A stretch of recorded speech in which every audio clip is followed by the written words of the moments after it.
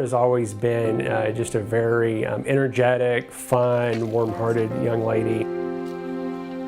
Very active and just has a very loving spirit. Cora's teacher was actually a former pediatric nurse, and she recognized the symptoms. She said, if that was my kid, I'd take him to the emergency room right now. She was extremely lethargic. So she woke up that morning, she ate breakfast, she fell asleep. I woke her up to go to the store. She fell asleep in the car between home and the store. For lack of a better term, kind of starting to go into a diabetic coma.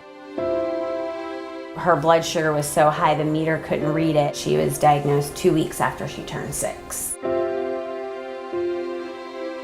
Most people don't know. There's not a huge awareness, which is really why we started getting involved with the JDRF, is to help bring that awareness of, yeah, this is what it looks like. Welcome. Can I talk to you a little bit about this? I think it's important for her for people to see her and just go, oh, she's like her sister or her brother. She's just a normal kid that has to deal with, you know, an autoimmune disease. I think the first thing I would, encourage parents is, one, to be mindful of the symptoms, to at least be aware of type 1 diabetes, how it can affect your kids and what those symptoms would look like. Diabetes is where your pancreas stops producing insulin. It is definitely hard for me to see her struggle with it. When, she has to sit out from an activity because it's low and you've got to wait until it comes back up. I think it's seeing her having trouble understanding, because I know, her biggest question is, why do I have this? Why do I have type 1 diabetes? And the answer of, we don't really know why. It never stops. It takes a lot of time, it takes a lot of money, and it takes a lot of resources.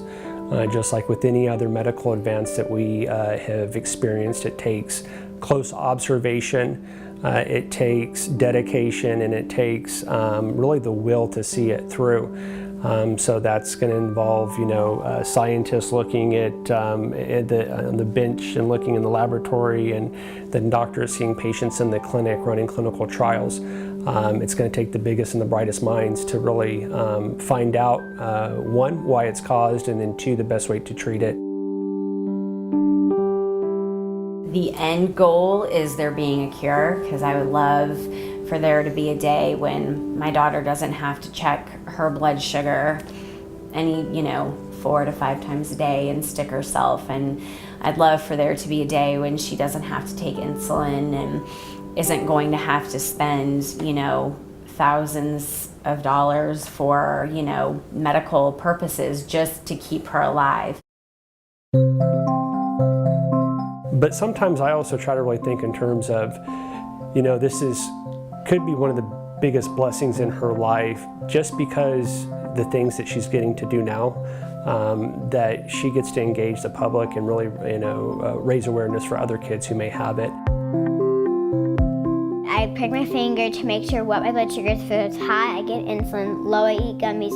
Normal, we leave it alone. From day one, she has really just taken it on. As a father, I'm so proud of her, and I think it really opens up her future in terms of her perspective and on life.